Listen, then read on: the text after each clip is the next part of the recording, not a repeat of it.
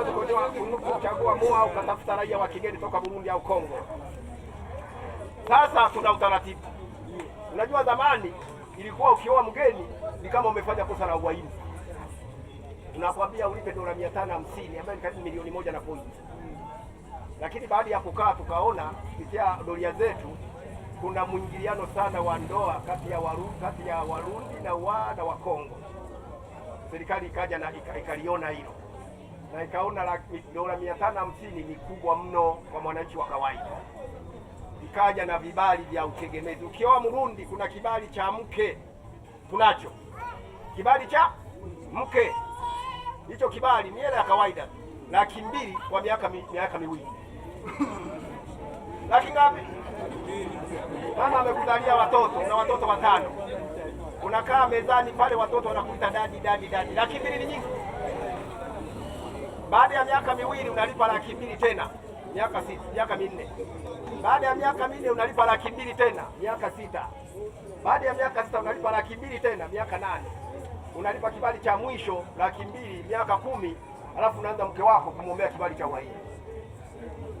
Unamrasimisha. Kwa sababu ukikaa na raia wa Burundi, kigezo namba 1. Unavyosema huyu ni mke wangu, namba 1. Uwe na cheti cha ndoa. Mashehe wapo? Mashehe mpo? Mtaidi kufungisha ndoa vijana hao. Cheti cha ndoa ni muhimu. Kwa sababu usema ni mke wangu, dhibitisha ni cheti cha ndoa. Lakini ujitahidi huyu mgeni awe na passport ya nchi yake. Ya kuanzia miaka 2 na kuendelea. Sawa? Na hiyo inawezekana. Ukija kwa wewe mme unahitajika namba 1, aidha uwe na passport ya nchi yake au kitambulisho cha taifa. Unakuwa na barua ya utambulisho kutoka kwa mtendaji kata. Barua ya utambulisho kutoka kwa mtendaji kata. Unakuwa na 200,000 mkononi.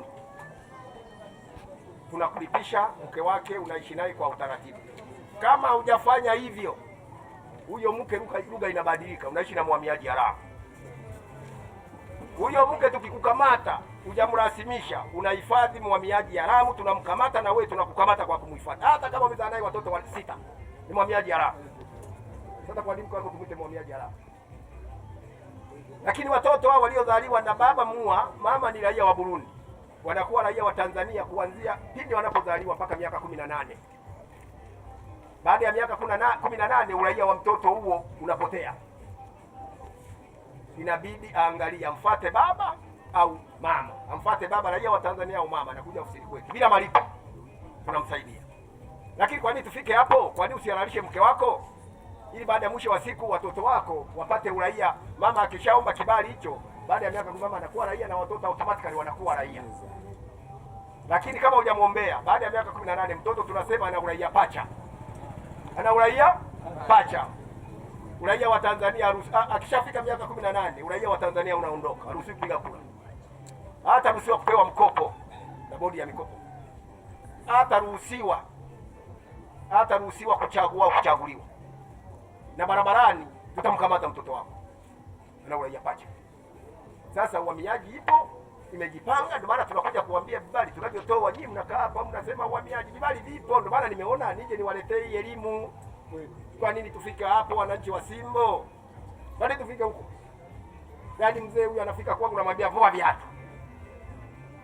Namshika Tanganyika nampeleka kwenye gari langu kubwa, si mnalijua lile? Namsukumiza hivi. Kwa nini tufike huko? Kwa hiyo wale vijana ambao wameoa Warundi, habari njema, na kama una mpenzi wako unataka kumuoa kuanzia leo, kakumbushie mahali huko leta. Almradi ukimleta hapa Simbo, sherehe ifanyike. Sherehe ifanyike. Mashehe, wachungaji wafungishe ndoa.